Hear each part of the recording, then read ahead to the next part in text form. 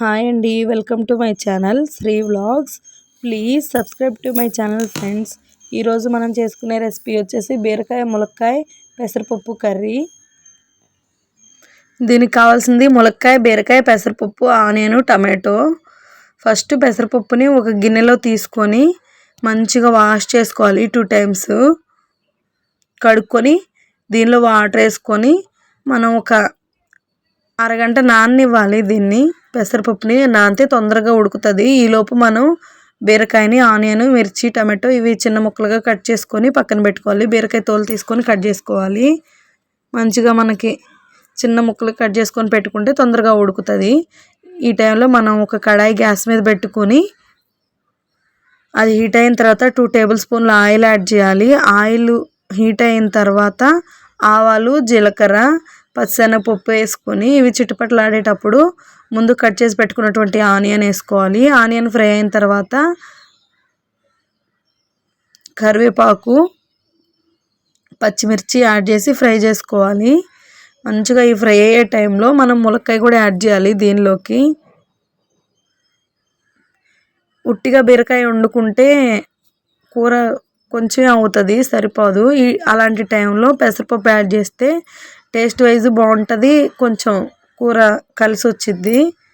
ములక్కాయ వేసుకొని మూత పెట్టుకొని మగ్గనివ్వాలి. తర్వాత ఒక 2 minutes తర్వాత మూత తీసి మనం కడిగి పక్కన నానబెట్టుకున్నటువంటి పెసరపప్పుని వేసుకొని కలుపుకొని మంచిగా మూత పెట్టుకొని మగ్గనివ్వాలి. మగ్గిన తర్వాత కొంచెం దీనిలో పెసరపప్పు వేసినప్పుడు వాటర్ ఉంటుంది కదా, ఆ వాటర్ అంతా ఉడికిపోయిద్ది.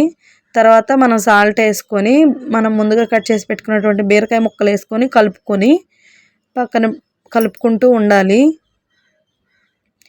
బీరకాయలోంచి వాటర్ వస్తుంది. బీరకాయలో వాటర్తో పెసరపప్పు, ములక్కాయ ఉడికిపోయిద్ది అనమాట.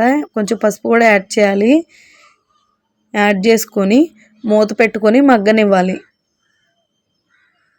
ఈ మగ్గుతా ఉండిద్ది కర్రీ. మనం దీనిలో వాటర్ అయితే ఏమి యాడ్ చేయట్లేదు. బీరకాయ, టమాటాలో ఉన్న వాటర్తోనే ఈ కర్రీ ఉడికిద్ది. వాటర్ యాడ్ చేస్తే ఇంకా పెసరపప్పు సాఫ్ట్గా అవుతుంది. ఈ టైంలో చూడండి టమాటా కూడా యాడ్ చేసుకొని మధ్యలో కలుపుకుంటూ ఉండాలి. బీరకాయలో వాటర్ అంతా ఇంకిపోయిన తర్వాత మూత పెట్టుకొని మగ్గనివ్వాలి.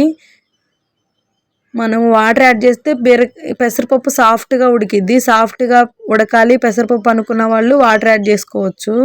నాకు సాఫ్ట్గా ఇష్టం లేదు, అందుకని నేను ఇలాగా వాటర్ యాడ్ చేయకుండానే టమాటా, బీరకాయల వాటర్తోనే మగ్గ పెట్టుకుంటున్నాను. నేను కొంచెం సాల్ట్ యాడ్ చేసుకొని మధ్యలో మూత తీసుకొని కొంచెం సాల్ట్ యాడ్ చేసుకొని తర్వాత కారం కూడా వేసుకొని కలుపుకొని కారం పచ్చివాసన పోయేలాగా 2 minutes ఫ్రై అవ్వనివ్వాలి.